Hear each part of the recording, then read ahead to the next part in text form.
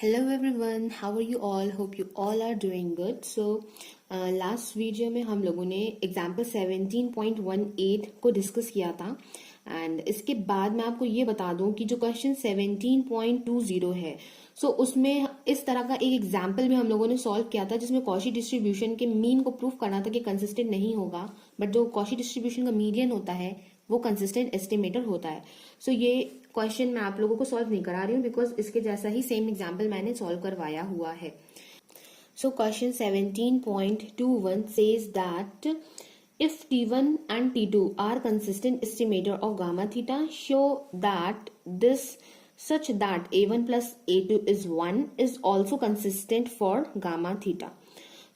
आप लोगों को यहाँ पे बोल रखा है T1 T2 आपके कंसिस्टेंट एस्टिमेटर है गामा थीटा के. कंसिस्टेंसी के आपको दोनों ही सफिशिएंट कंडीशंस पता है वो क्या होंगी, तो वो T1 T2 दोनों ही सेटिस्फाई कर रहे हैं. हमें शो करना है कि A1 एंड A2 T2 जो है तो वो क्या होंगे, वो भी कंसिस्टेंट होंगे गामा थीटा के लिए, provided the condition that A1 plus A2 is 1. Okay, अब देखिए हम लोग क्या करेंगे. तो जो हम लोग को कंडीशंस गिवन है सबसे पहले तो हम लोग वो कंडीशंस ही लिख लेते हैं. Limit n is tending to infinite, expectation of T1 is gamma theta, because हमें ये गिवन है कि जो T1 है वो कंसिस्टेंट एस्टिमेटर है. हमने देखिए यहाँ से इसकी दोनों कंडीशंस जो थी वो हमने लिख ली हैं.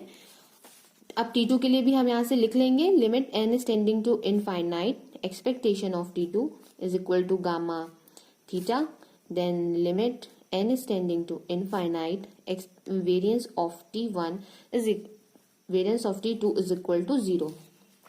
यहाँ से हमने दोनों कंडीशंस उतार ली हैं. अब हमें ये भी बताना था कि ये जो A1 T1 है प्लस A2 T2 है ये भी आपका कंसिस्टेंट एस्टिमेटर होगा. तो पहली तो कंडीशन हमारी ये होगी कि हमें लिमिट लेके इसके ऊपर क्या करना है, एक्सपेक्टेशन ऑपरेट करना है. जैसा कि हम लोगों को पता है कि हम लोग इसको बाहर निकाल सकते हैं बिकॉज A1 हमारा कांस्टेंट है तो एक्सपेक्टेशन ऑफ T1 हो जाएगा, प्लस A2 हमारा कांस्टेंट है तो यहाँ पे हो जाएगा expectation of T2.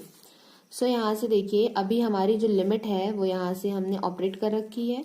Then A1 तो हम ऐसे ही लिखा रहने देंगे, बट इसकी जगह पे हम लोग क्या लिखेंगे, गामा थीटा. ये यहाँ से हो जाएगा A1 gamma theta plus A2 और इसकी भी वैल्यू क्या हो जाएगी, गामा थीटा. वो हम लोगों ने डाल लिए. अब इसके बाद देखिए हम लोग क्या कर सकते हैं, हम लोग इसको कॉमन निकाल सकते हैं गामा थीटा को. जब हम लोग गामा थीटा को कॉमन निकालेंगे तो यहाँ से आप लोग देख रहे हैं कि A1 प्लस A2 बच रहा है एंड क्वेश्चन में A1 प्लस A2 की वैल्यू 1 दी हुई है तो उसकी जगह 1 रख देंगे तो हमारे पास ये टर्म बचेगा. अब देखिए लिमिट अप्लाई करने के लिए यहाँ पे n तो है नहीं तो लिमिट ऐसे ही हट जाएगी. यहाँ से सिंपल गामा थीटा बच जाएगा. हम लोग कह सकते हैं कि A1T and A2 T2 are unbiased estimator of gamma theta. ठीक है, अनबाइज्डनेस तो हो गई, वैसे तो हमें अनबाइज्डनेस चेक नहीं करनी है, हमें तो कंसिस्टेंसी चेक करनी है. तो इसके लिए अब नेक्स्ट जो स्टेप हम लोग करेंगे वो हम लोग क्या लेंगे, लिमिट अप्लाई करेंगे और साथ में इसका हम लोग वेरिएंस फाइंड करने की कोशिश करेंगे. तो देखिए ये हो जाएगा variance of A1 T1 plus A2 T2. जैसा कि आप लोग को क्वेश्चन में गिवन है कि T1 और T2 दोनों ही कंसिस्टेंट एस्टिमेटर हैं.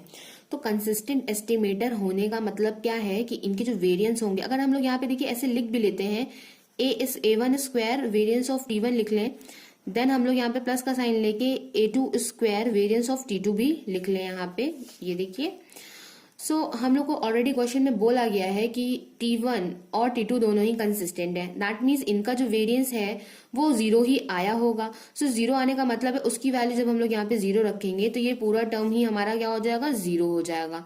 यहाँ से हमको पता चल गया है कि जो हमारे ये पूरा टर्म है A1 T1 plus A2 T2 तो ये भी क्या है, कंसिस्टेंट एस्टिमेटर है किसका, गामा थीटा का.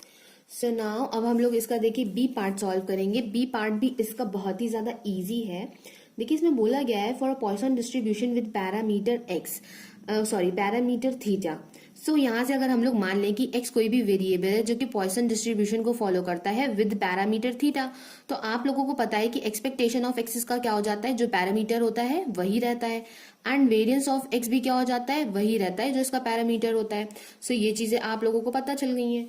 अब देखिए हम लोगों को प्रूफ करना है इसमें कि 1 upon x bar is consistent estimator of 1 upon theta. Okay, अब देखिए हम लोग x बार को तो इजीली प्रूफ कर सकते हैं, बट यहाँ पे क्या है 1/x बार है। सो आप लोगों को याद होगा मैंने आप लोग को बताया था invariance property of consistency. Okay, invariance property of consistency में मैंने आपको क्या बताया था कि अगर t आपका कोई भी कंसिस्टेंट एस्टिमेटर है पॉपुलेशन पैरामीटर थीटा के लिए, और g थीटा आपका कोई भी फंक्शन ऑफ थीटा है, तो वो आपका कॉन्टिन्यूअस फंक्शन होना चाहिए।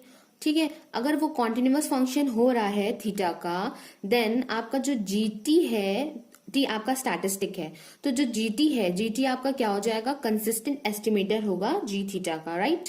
सो अब देखिए यहां से हम लोग कर सकते हैं, अब हमें हमारा स्टैटिस्टिक क्या है, ऐसे तो जनरली हम लोग टी बोल देते हैं डेफिनेशन में, बट क्वेश्चन में हमको प्रूफ करना है कि 1/x बार, तो x बार जो है हमारा वो स्टैटिस्टिक है, और x बार जो है वो हमारा कॉन्टिन्यूअस भी होगा।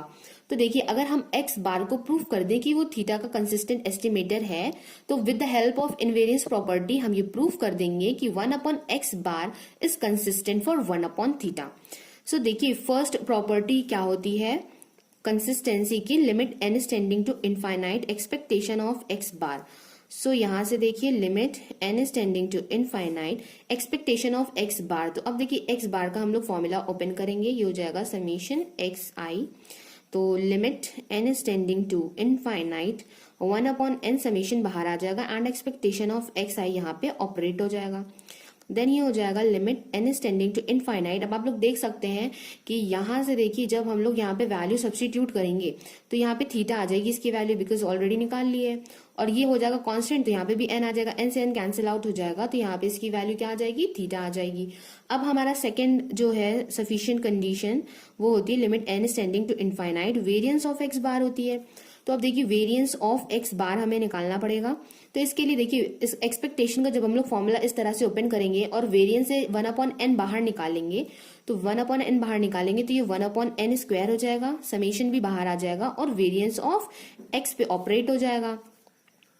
तो यहां से अब देखिए यहां से क्या होगा, 1/n स्क्वायर है, ओके, वेरिएंस ऑफ x हमें पता है थीटा आने वाला है और वो चीज कांस्टेंट है, तो यहाँ पे हम लोग n लिख देंगे इसकी प्लेस पे, तो यहाँ पे भी थीटा हो जाएगा। अब देखिए n से n कैंसिल आउट हो गया, यहाँ पे बचा क्या है, थीटा बाय n बचा है, और जब लिमिट ऑपरेट होगी तो इनफाइनाइट डिनोमिनेटर में होगा, दैट मीन्स पूरा टर्म ये क्या हो जाएगा, 0 हो जाएगा।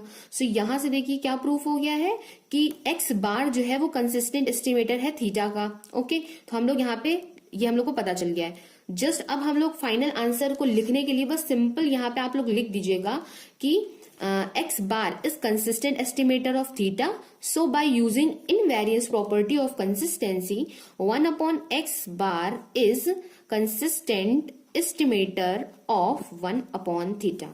बस सिंपल आपको ये लैंग्वेज लिख देनी है तो ये प्रूफ हो जाएगा। वैसे तो आईएसएस के एग्जाम में लैंग्वेज तो लिखने को आता नहीं है, बट आपको जस्ट क्वेश्चंस पे टिक करना होगा जो भी करेक्ट आंसर होगा।